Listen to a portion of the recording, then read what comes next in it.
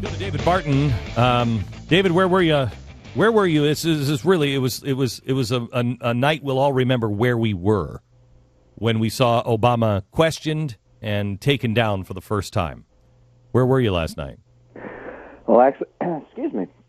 Last night I was actually flying in from Columbus, Ohio at the time, so I got the replays. I didn't get the live. It was amazing.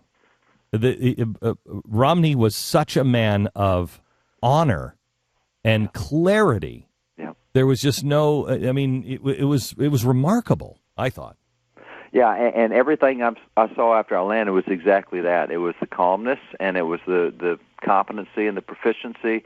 And I'm sorry, what you just did with Gore and Denver is great.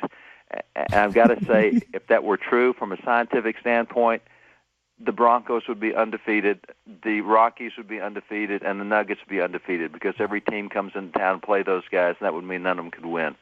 So that may be the most ridiculous statement I've ever heard. You're a historian. I'm not, but I think you should check on that before you make that bold claim. I'm sure that Patrick Henry probably had something to say about that because he talked about a lot of stuff. But that, I tell you, that's one of the best concessions of defeat I've heard in a long time. That's amazing. David, what do you think for somebody, because there's a lot of Americans that are not on the Romney bandwagon.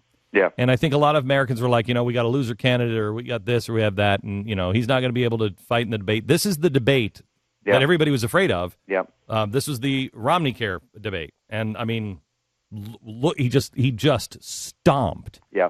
What do you think is going to happen now with people on our side? Do you think this energizes them, and all of a sudden they find themselves going, I am anxious to vote for this guy? I think that there's going to be some energy added to the fire, but I think a whole lot of the energy is created by Obama himself and by really the crisis in which he's placed the nation. I don't think there's anyone that doesn't know all the different areas that he is so screwed up. Religious liberties are at stake, and that was one of the things that was hit last night was life and religious liberties.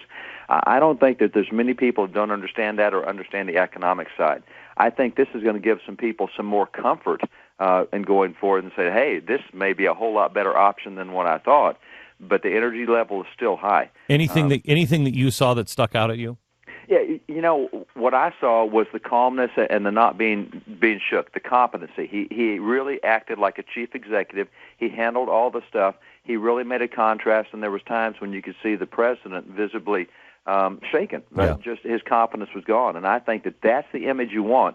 I mean, I go back to what Ann Romney did. I think one of the most significant parts of what she did at the convention actually was giggling.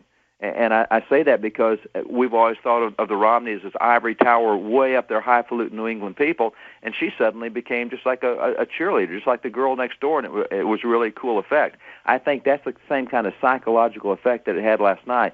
People are really comfortable with his confidence, and wow, he didn't struggle. He really made the president struggle, and I think that that's part of the takeaway is that they get a feel of confidence on what he did last night. I don't know if they've posted it yet up on the Blaze, but I tweeted a picture out today of the Romneys making peanut butter jelly sandwiches backstage. Yeah. They're real people.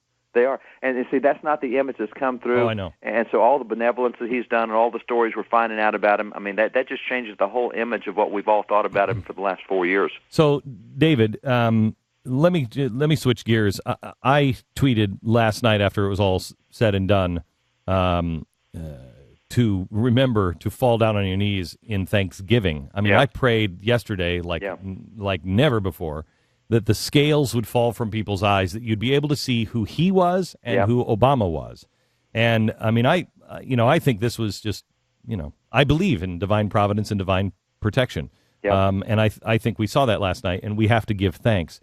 Let me switch gears here a little bit and talk about your Founder's Bible, because you said to me last week when we spoke off air about the Founder's Bible, you said this is probably the most important thing you've ever done. Yeah, and no question in my mind. I think the best way I've heard it described is if you go back historically, the Geneva Bible is a Bible that built America, shaped a generation, because it took the Bible, but it made it very practical through commentaries. Explain what the Geneva Bible is. That's the Bible that our founders used. It wasn't the King James Version. They used the Geneva Bible. What was the difference? The Geneva Bible is what came out of the Reformation, and it was people saying, wait a minute, I know we've done it this way for 1,400 years, but look what the Scripture says. This is wrong. We're not supposed to be electing kings. We're supposed to be electing leaders ourselves. And so that's where we get Republican government. That's where we found out that we should be buying land from the Indians rather than taking it from the Indians. And it was the commentary on the side. Commentaries that did it, and that's what drove King James crazy. That's why he came out with the King James Bible. It was essentially the same language, but he would not allow commentaries on the Bible. And so the commentaries is what was used to build our judicial system, our legal system, our government system, our education system, our economic system. And so the same commentaries the founders made 250 years ago, that's what we've taken to the Founders Bible. Okay, now explain this a bit when you say you've taken them from the commentaries, because you and I have had this conversation that the language of our founders is so riddled with biblical verse that most people don't even know. If you don't know the Bible inside and out, you don't know that that's a quote from the Bible.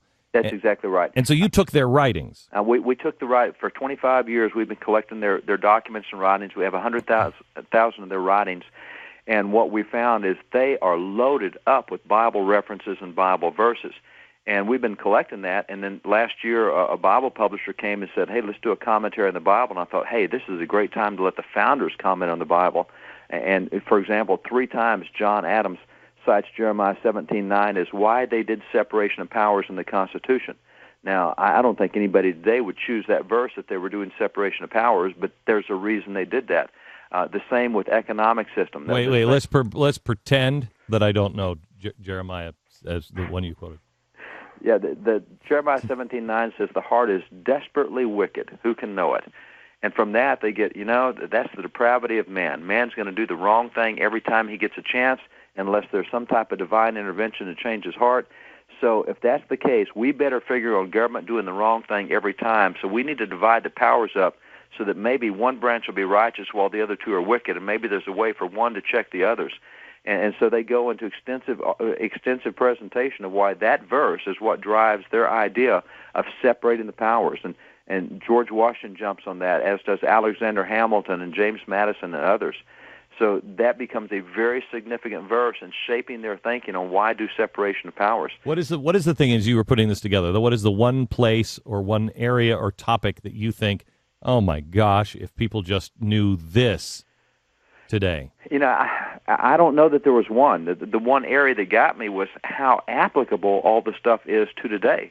When they started talking about types of taxes that are good and types of taxes that are bad, man, I saw our tax code and said, we've really screwed this thing up. When I saw what they said about how to help the poor and social programs, I looked and said, man, we've really goofed this thing up. And what was profound most to me was how relevant all of that stuff 250 years ago was to exactly the stuff we're facing today. And quite frankly, I may have been most shocked over all the things they had to say about abortion, because I just didn't realize it was an issue.